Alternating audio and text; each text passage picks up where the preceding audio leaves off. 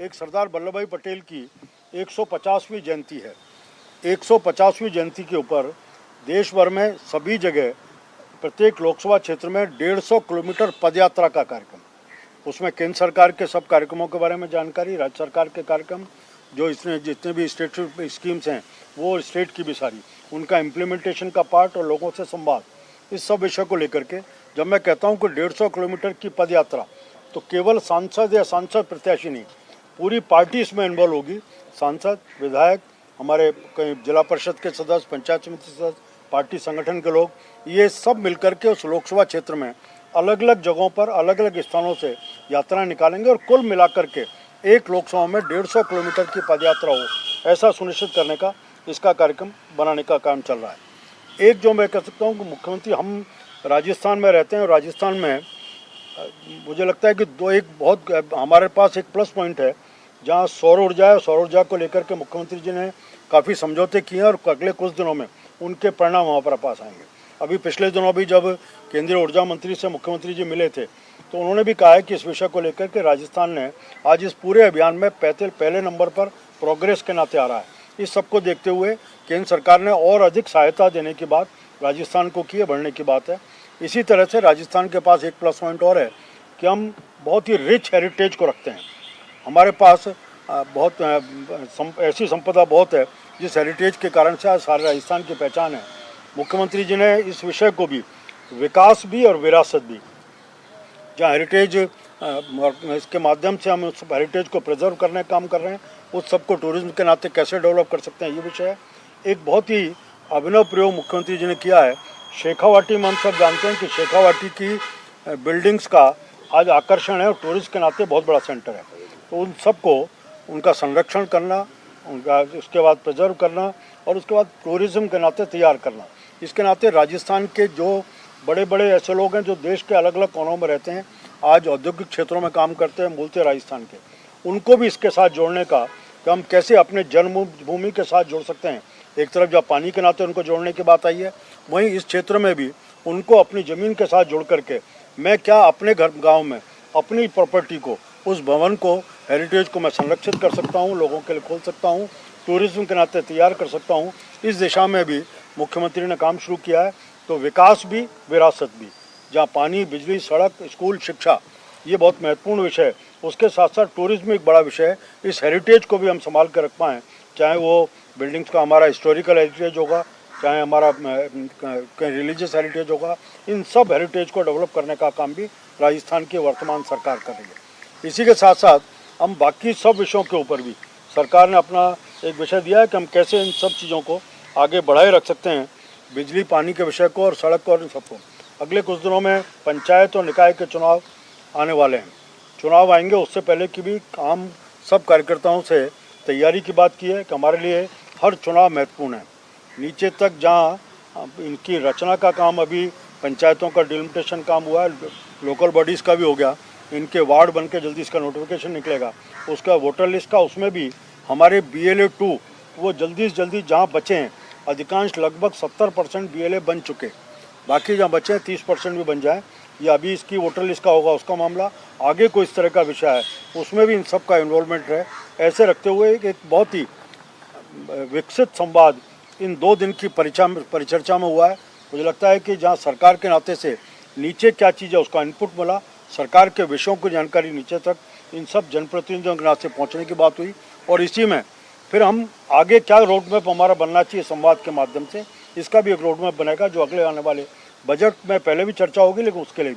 विधानसभा का सत्र आने वाला है, तो उसके नाते भी एक कुछ चर्चा इस सब में कौन कौन से विषय हो सकते हैं, क्या हो सकता है, एक मौलिक चर्चा इसमें भी हुई है। मुझे इतना विषय कहना था। अपने माननीय मुख्यमंत्री जी मेरे साथ हैं, आप भी आपके सामने कुछ विषय रखें। अभी मैं हमारे माननीय पूर्व कैबिनेट के मंत्री और पार्टी के जिलाध्यक्ष, अभी विधायक के अध्यक्ष जी की ही बात को आगे बढ़ाते हुए, हमें जिस विजन से हमारे यशस्वी मुख्यमंत्री भजनलाल शर्मा जी ने जब इस राजस्थान की बागडोर संभाली, जब ही से इस राजस्थान को जो माननीय हमारे यशस्वी प्रधानमंत्री नरेंद्र मोदी जी के सपने को, उनके विजन को, विकसित भारत को आगे बढ़ाते हुए विकसित राजस्थान का संकल्प लेते हुए उन्होंने एक रोड मैप तैयार करके और इस राजस्थान के विकास की गति को आगे बढ़ाने का काम किया है। मैं आपको बताऊं, जब पहला हमारा बजट था और वो बजट पूरी 200 विधानसभा क्षेत्रों में बिना भेदभाव के सभी को बजट दिया है और उस बजट की आज 80% वो बजट की घोषणाएं थी, वो 80% हमारी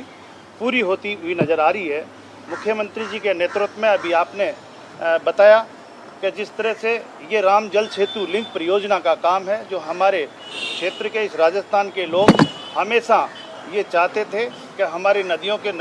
से नदियाँ जुड़ के और इस राजस्थान में पानी आए, जो अटल बिहारी वाजपेयी की जो योजना थी, और आज उसको मूर्त रूप देने का काम किया तो हमारे यशस्वी मुख्यमंत्री भजनलाल जी शर्मा ने, जो कि आज उसका काम चल रहा है और उस पर पूरा काम हो रहा है। निश्चित रूप से वो जल्दी ही हमारे इस राजस्थान को आने वाले सालों में पानी मिलने वाला है, जिससे हमारे किसानों को बहुत बड़ी राहत मिलेगी और पेयजल का पानी भी हमें मिलेगा। इसके आगे बढ़ते हुए एक वंदे गंगा जल संरक्षण अभियान जो हरियाणा राजस्थान के माध्यम से मुख्यमंत्री जी ने शुरू किया था, एक पेड़ माँ के नाम। इस एक पेड़ माँ के नाम पे 7.5 करोड़ पेड़ हमने पहले साल में लगाए और इस साल जो हमने टारगेट रखा उस टारगेट में 11,000 पौधे हम लगा चुके हैं और ये एक बहुत बड़ा काम होगा, जो हमारे 11 करोड़ का काम। और किसानों को दिन में बिजली उपलब्ध कराने का हमारा संकल्प पत्र में था, जिसमें हमारे 22 जिलों में अभी किसानों को हम दिन में बिजली दे रहे हैं। हमारे सरकार ने 4 लाख नौकरियां देने का वादा किया था कि हम 5 साल में 4 लाख नौकरियां देंगे। उसके लिए हमने 75,000 नौकरियां हमने नियुक्ति पत्र दे चुके हैं और 1 लाख से अधिक पदों की भर्तियां हम विज्ञप्तियां जारी कर चुके हैं। इस तरह से हमने निजी क्षेत्र को बढ़ावा देने के लिए और इस राजस्थान के युवाओं को रोजगार देने के लिए माननीय मुख्यमंत्री जी ने, जो हमारे 1 साल में ही 1 साल के अंदर ही उन्होंने राइजिंग राजस्थान एक बड़ा विजन लेके काम किया था, जो 35 लाख करोड़ का जो MOU हुआ और आज वो 4 लाख करोड़ का MOU धरातल पे आ गया, जिससे आने वाले भविष्य में हमारे इस क्षेत्र में राजस्थान में औद्योगिक धंधे भी चलेंगे और हमारे लोगों को रोजगार का भी मुहैया होगा। इसी कड़ी में मैं मानता हूं कि हमारे यशस्वी प्रधानमंत्री नरेंद्र मोदी जी का जो विजन है, उस विजन को आगे बढ़ाने में हमारे यशस्वी मुख्यमंत्री भजनलाल शर्मा जी जो कार्य कर रहे हैं विकसित राजस्थान को बढ़ाने के लिए, इसके लिए आने वाले भविष्य में एक अच्छा विकास आप लोगों को नजर आएगा। आदरणीय कैबिनेट मंत्री सुमित कोतारा जी भी माननीय मुख्यमंत्री जी राजस्थान के एक ऐसा उनका सबसे उल्लेखनीय कार्य मैं जो कहूँगा कि लगातार प्रवास पे और जिलों के दौरों पे रहते हैं, जो आज तक राजस्थान में कोई मुख्यमंत्री इतने प्रवास दौरों पे नहीं गए जो लगातार रहते हैं। ग्राउंड जीरो पे जाते हैं, जिससे ना सिर्फ योजनाओं का क्रियान्वयन तेज होता है बल्कि आम जन से मुलाकात होकर क्या समस्याएं और है जिनका उस क्षेत्र की समस्याओं का समाधान हो।